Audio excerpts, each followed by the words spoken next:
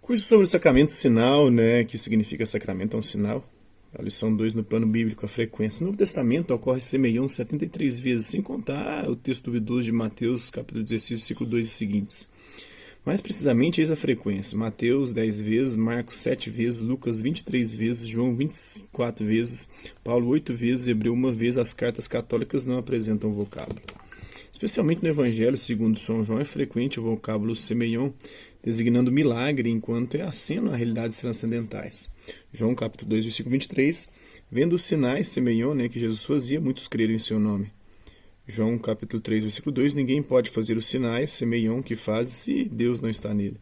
João capítulo 6, versículo 2, uma grande multidão seguia Jesus porque tinha visto os sinais, os semeion, que ele realizava nos doentes. João capítulo 6, versículo 26, vós me procurais não porque vestes sinais, semeion, mas porque comeste dos pães e vos saciastes. Em João capítulo 9, versículo 16, como pode um homem pecador realizar tais sinais, tais semeions, o sinal preenche diversas funções, identifica, em Lucas capítulo 2, versículo 12, isso vos servirá de sinal de semeion, encontrareis um recém-nascido, envolto em faixas, deitado numa manjedoura, são os sacramentos, os sinais.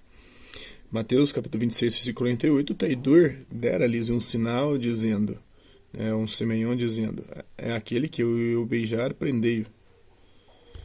Mateus capítulo 24, versículo 3, diz-nos quando acontecerá isso e qual o sinal da tua vinda, qual o semeion da tua vinda. Tem também em Marcos capítulo 13, Lucas capítulo 13, versículo 4 e Lucas 21, versículo 7. Assinala a autoridade, em Marcos capítulo 8, versículo 11. Para pô-lo à prova, pediam-lhe um sinal vindo do céu, um semeion. Tem também Mateus capítulo 16, versículo 1, mesmo sinal, e Lucas capítulo 11, versículo 16. É a figura que antecipa também, em Mateus capítulo 12, versículo 39, uma geração má e adúltera busca um sinal, mas nenhum sinal lhe será dado, a não ser o do profeta Jonas. Um semeion, nenhum sinal, nenhum semeion. Busca um semeion, mas nenhum semeion. É milagre, Romanos capítulo 15, versículo 19, pela força de sinais e prodígios, ou seja, de semeion e prodígios.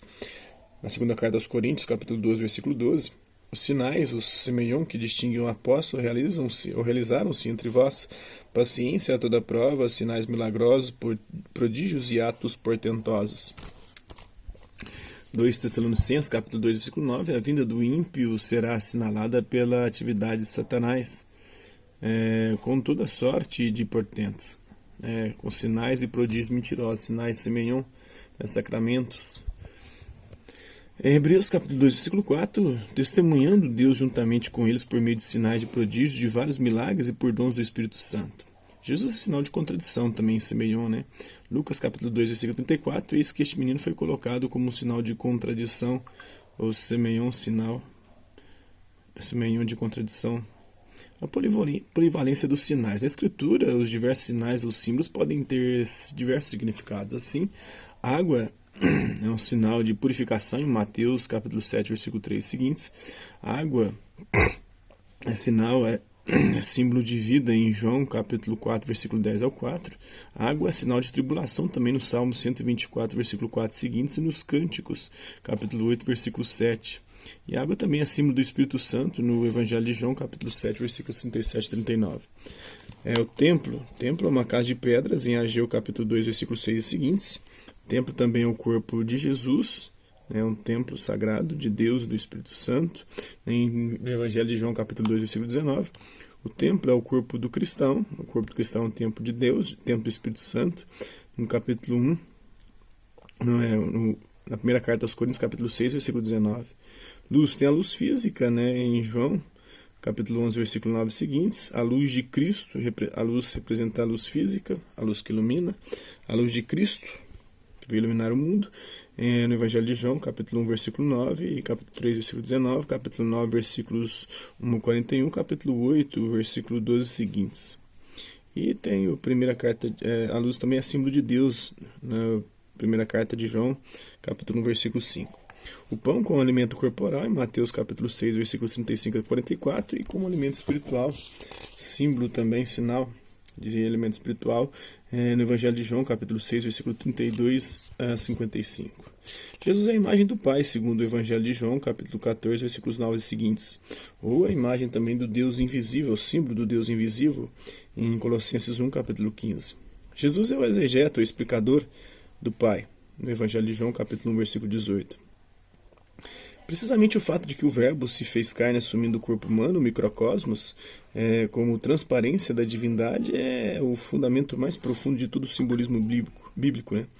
O mundo inteiro, o macrocosmos, né, o universo, pode ser tomado como um reflexo da sabedoria e do poder de Deus. É uma grande parábola, da qual são tiradas as parábolas e imagens do Novo Testamento. Eis um belo caso de simbolismo implícito, né? No Evangelho de João, capítulo 6, versículo 56. Quem come minha carne e bebe meu sangue permanece em mim e eu nele. Como entender essa mútua imanência? Implica estar presente um ao outro sem fusão nem confusão, mas em plena comunhão de vida. Ora, o fenômeno da comunicação da vida o ilustra. A mãe transmite a sua vida ao embrião não por meio de algum elemento intermediário, como seria o leite dado à criança já nascida, mas pelo contato interno da placenta com a mucosa uterina. Com efeito, esse contato permite que a única respiração e alimentação da mãe seja a respiração e alimentação do filho. Daí resulta a unidade de dois seres que estão unidos entre si, vivendo da mesma vitalidade, sem fusão nem confusão. Esse é um trecho dessa obra. Espero que vocês tenham gostado do vídeo. Quem curtiu, dá um like, quem não curtiu, dá um dislike.